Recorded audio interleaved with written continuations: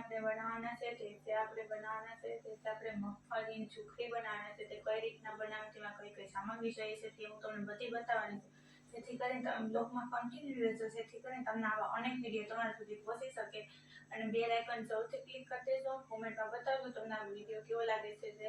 અને હજી સુધી તમે અમારી ચેનલમાં સબસ્ક્રાઇબ ન કરી હોય તો કરી દેજો, જેથી કરીને તમને આવા અનેક વિડીયો તમારા સુધી પહોંચી શકે. મગફળીની સુખડી બનાવવાની છે, તો તેમાં આપણે કઈ રીતના બનાવી તેમાં માટે થઈને મેં સિંગના દાણા લીધા છે આ રીતના. અને તે આપણે સિંગના દાણા છે તે મેં તપેલીના આ રીતે. અને ગેસની ફ્લેમ છે તે ચાલુ કરી દેવાની છે, જેથી કરીને છે તે આપણે શેકવાના છે. પહેલાં આ રીતે શેકી લેવાના છે. અને તમને એમ લાગતું હોય કે તે માંડવી પાક બનાવે છે, પણ માંડવી પાક નથી બનાવતી, કેમ કે આપણે મગફળીને આપણે બનાવવાની છે સુખડી. અને માંડવી પાક છે તેની પણ રીત છે તે અલગ હોય છે, અને આની રીત પણ છે અલગ હોય છે ઘણી બધી. તેની અંદર કઈ કઈ સામગ્રી નાખવી તે પણ બધી જુદી હોય છે. એટલા માટે આપણા સિંગના દાણા છે તે શેકાઈ ગયા છે આ રીતે. હવે તેને આપણે ઠંડા થવા દેવાના છે, જેથી કરીને છે તે આપણા ઠંડા થશે એટલે આપણે આસાનીથી છે તેને આપણે ખોલી શકશું. એટલા માટે હવે મેં ઠંડા કરી નાખ્યા છે ને તેની અંદરથી આપણે છે તે તેના ફોતરા આપણને પાડી નાખ્યા છે આ રીતે. હવે તેને આપણે કઈ રીતના બહાર કાઢવા તે હું તમને બતાવવાની છું. તેના માટે થાય મેં આ ચારો લીધો છે, જે આપણે ભજીયા તળવા માટે ચારો હોય છે તેની મદદથી આપણે આ રીતના આપણે તેના ફોતરા છે ને કાઢી લેવાના છે. પછી કરીને તે છે એક સરખા બધા ફોતરા છે તેની અંદરથી નીકળી જાય છે. એટલા માટે અને ચોખા આપણે તૈયાર થઈ જાય છે, એમાં કોઈ પણ પ્રકારના કચરો કંઈ ચીનો હોય છે તે નીકળી જાય છે. એટલા માટે છે અને તેને આપણે આ રીતના ધારાની મદદથી આપણે કાઢવા, જેથી કરીને છે તે આપણે આસાનીથી અને ફટાફટ નીકળી જાય. એટલા માટે થઈ અને હવે આપણે તેને છે આપણે નાખી દેવાનું છે મિક્સર જારની અંદર. આ રીતે મિક્સર જારમાં નાખી દેવાના છે. હવે તેને આપણે પછી પીસી નાખવાના છે આ રીતે. હવે મેં તેને તો તમે જોઈ શકો છો કે મિક્સર જારની અંદર મેં પીસી નાખ્યા છે આ રીતે. આ રીતના મેં બધા છે તો આ રીતના મેં પીસી નાખ્યા છે. અને તેને આપણે કાઢી લેવાના છે તપેલીની અંદર.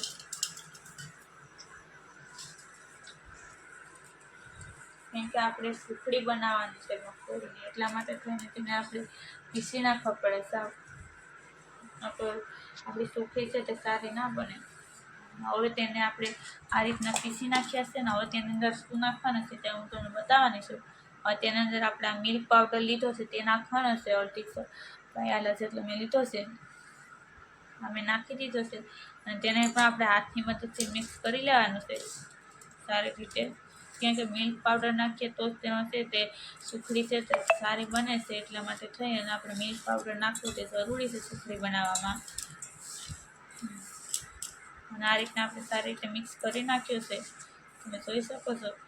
હવે તેને આપણે કાઢી લઈએ પહેલાં, જેથી કરીને આની અંદર જ આપણે છે તે ખાંડની આપણે પાક કરવાનો છે સુખડી બનાવવાનો, તે આપણે કરી શકીએ. એટલા માટે અને મેં તપેલી લીધી છે ને તેને હવે આપણે પાક કરવા માટે ખાંડ નાખવાની છે. તે મેં પૂણા કપ જેટલી છે તે મેં ખાંડ લીધી છે.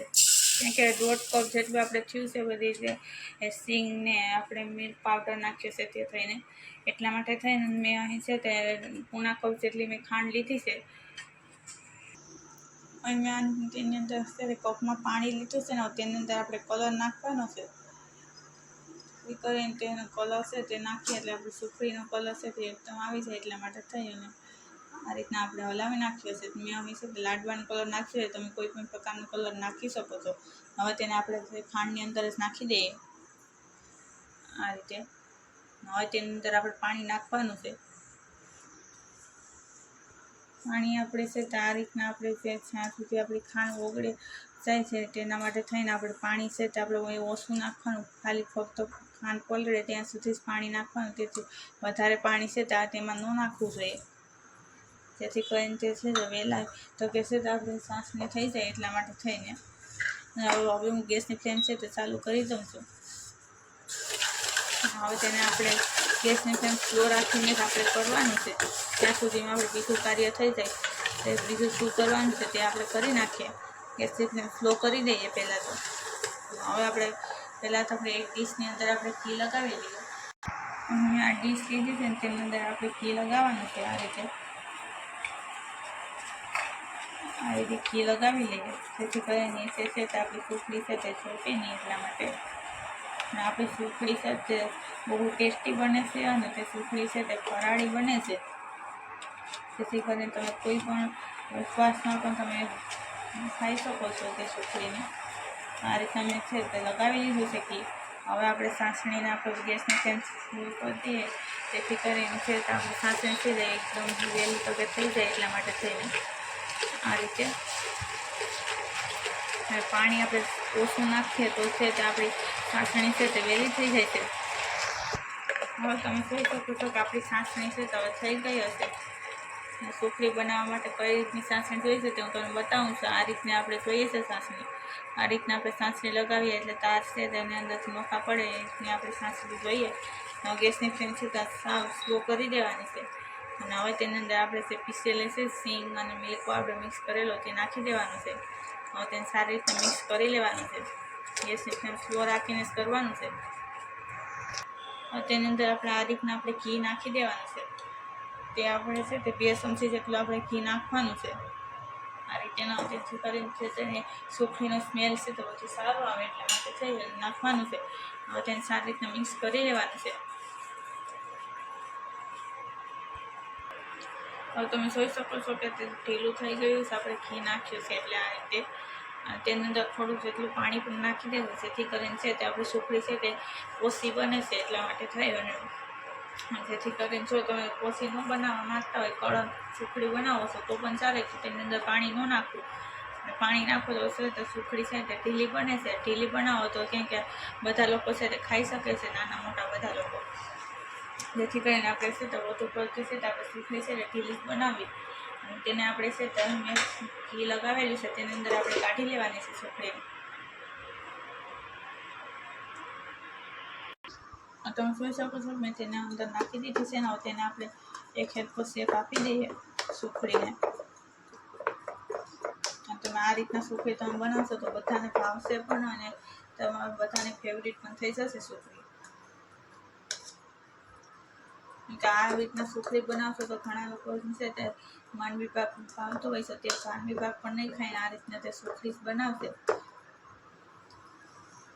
તમે જોઈ શકો છો કે આપણી સુખડી છે તે બની રેડી થઈ ગઈ છે.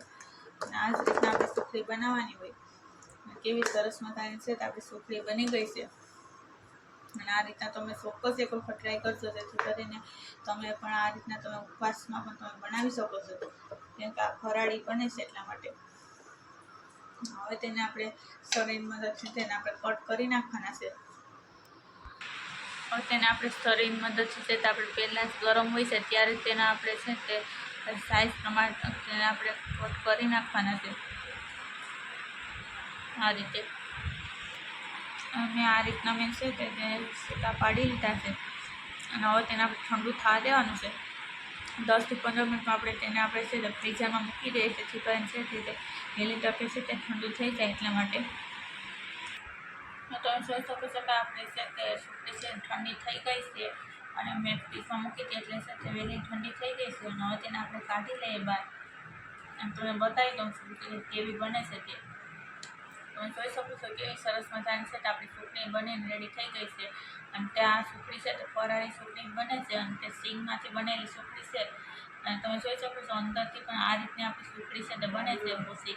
અને જો તમે પાણી ઓછું નાખો તો કડક સુખડી બને છે. પણ આપણે આ રીતની સુખડી એ માટે બનાવી છે કે નાના મોટા બધી ખાઈ શકે એટલા માટે થઈ અને મેં આ રીતની સુખડી બનાવી છે, જેથી કરીને વડીલો છે તે પણ ખાઈ શકે આસાનીથી એટલા માટે બનાવી છે. અને આ રીતના તમે ચોક્કસ એક વખત ટ્રાય કરશો બનાવીને, કેમ કે આ ટેસ્ટી એવી બને છે ને કે તમે એક વખત ખાશો એટલે વારંવાર તમે આ રીતના જ બનાવશો. કેમ કે તો આ રીતના તમે બનાવશો અને તમે છે સિક્કી બનાવો છો તે પણ ભૂલી જશો અને માંડવી પાક પણ ભૂલાવી દે તેવી આપણી આ સુખડી છે તે બને છે. એટલા માટે ચોક્કસ એક વખત ટ્રાય કરજો અને કોમેન્ટમાં બતાવજો તમને આ વિડીયો કેવો લાગે છે તે. અને બેલ આઇકન જરૂરથી ક્લિક કરી દેજો અને અમારી ચેનલ સબસ્ક્રાઈબ ન કરી હોય તો કરી દેજો.